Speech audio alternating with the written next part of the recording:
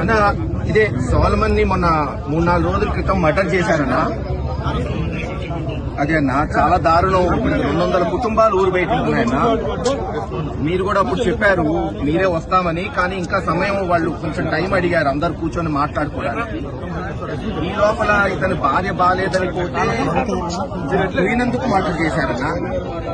ఈ రోజు దహన కార్యక్రమాలకి మేము వస్తే మొత్తాన్ని ఊరు బయట ఆపేశారన్న పోలీసులు. ఊరు బయట కాదు, నేను ఒక్కని పోవాలటన్నా, కుదరదని చెప్పాను.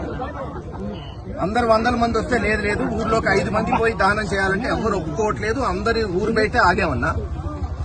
చేస్తే మీరు ఎలా చేయండి, లేకపోతే 2 రోజుల్లో జగన్ గారే వస్తాడని చెప్పామన్నా.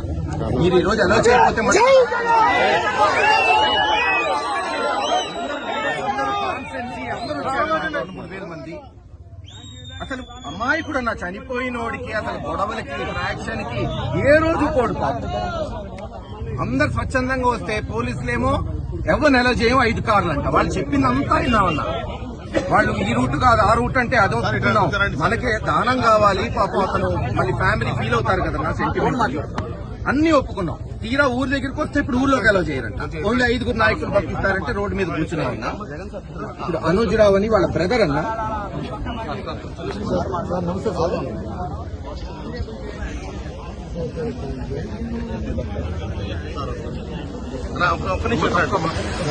మోడీ కుటుంబం అందరూ కూడా బయటే ఉంటున్నారు సార్. కూడా 300 నుంచి 400 కుటుంబాలు అందరూ కూడా బయటే ఉంటున్నారు సార్. ఇప్పుడిప్పుడే కొద్దిగా కొంతమంది ఈ ఇల్లు కొలవ చేసుకోవడానికి చెప్పి వస్తుంటారు సార్.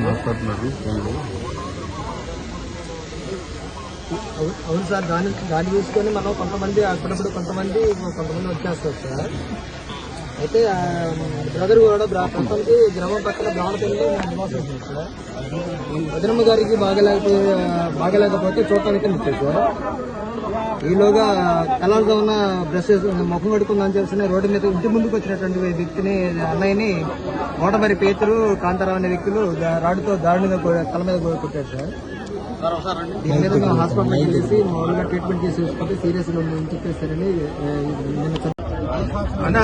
ఇదే సోలమన్ ని మొన్న 3-4 రోజుల క్రితం మర్డర్ చేశారన్నా. అదే అన్న చాలా దారుణం. 200 కుటుంబాలు ఊరు బయట ఉన్నాయన్న. మీరు కూడా అప్పుడు చెప్పారు మీరే వస్తామని, కానీ ఇంకా సమయం వాళ్ళు కొంచెం టైం అడిగారు అందరు కూర్చొని మాట్లాడుకోవడానికి. ఈ లోపల ఇతని భార్య బాగాలేదని పోతే పోయినందుకు మర్డర్ చేశారన్న. ఈ రోజు దహన కార్యక్రమాలకి మేము వస్తే మొత్తాన్ని ఊరు బయట ఆపేశారన్న పోలీసులు. ఊరు బయట కాదు, నేను ఒక్కని పోవాలటన్నా, కుదరదని చెప్పాను. అందరు 100 మంది వస్తే లేదు ఊర్లోకి 5 మంది పోయి దానం చేయాలంటే ఎవరు ఒప్పుకోవట్లేదు. అందరి ఊరు బయట ఆగామన్నా. చేస్తే మీరు ఎలా చేయండి, లేకపోతే 2 రోజుల్లో జగన్ గారే వస్తాడని చెప్పామన్నా. మీరు ఈ రోజు ఎలా చేయకపోతే 3,000 మంది అసలు అమాయకుడు అన్న. చనిపోయినోడికి అసలు గొడవలకి ఫ్రాక్షన్ కి ఏ రోజు కోడు పాపం. అందరు స్వచ్ఛందంగా వస్తే పోలీసులేమో ఎవరు నెల చేయం 5 కార్లు అంట. వాళ్ళు చెప్పిందంతా విన్నామన్నా. వాళ్ళు ఈ రూట్ కాదు ఆ రూట్ అంటే అదో చెప్తున్నాం. మనకే దానం కావాలి పాపం. అతను మళ్ళీ ఫ్యామిలీ ఫీల్ అవుతారు కదన్నా, సెంటిమెంట్ అన్ని ఒప్పుకున్నాం. తీరా ఊరు దగ్గరికి వస్తే ఇప్పుడు ఊర్లోకి ఎలా చేయరంట. ఓన్లీ 5 నాయకులు పంపిస్తారంటే రోడ్డు మీద కూర్చున్నామన్నా. ఇప్పుడు అనుజ్ రావు అని వాళ్ళ బ్రదర్ అన్న.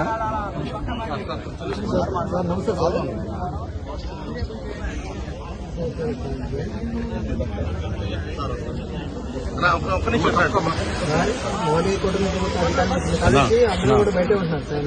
కూడా 300 నుంచి 400 కుటుంబాలు అందరూ కూడా బయటే ఉంటున్నారు సార్. ఇప్పుడిప్పుడే కొద్దిగా కొంతమంది ఈ ఇల్లు కొలవ చేసుకోవడానికి చెప్పి వస్తుంటారు సార్. అవును సార్, దాన్ని చూసుకొని మనం కొంతమంది అప్పుడప్పుడు కొంతమంది వచ్చేస్తారు సార్.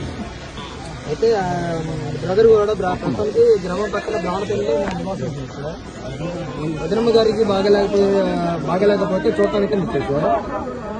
ఈలోగా కలర్గా ఉన్న బ్రష్ ముఖం కడుకుందని చెప్పి రోడ్డు మీద ఇంటి ముందుకు వచ్చినటువంటి వ్యక్తిని, అన్నయ్యని మోటమరి పేతురు కాంతారావు అనే వ్యక్తులు రాడుతో దారుణంగా తల మీద కొట్టారు సార్. దీని మీద మేము హాస్పిటల్కి వెళ్ళేసి మామూలుగా ట్రీట్మెంట్ చేసి చూసుకుంటే సీరియస్ గా చెప్పేస్తారని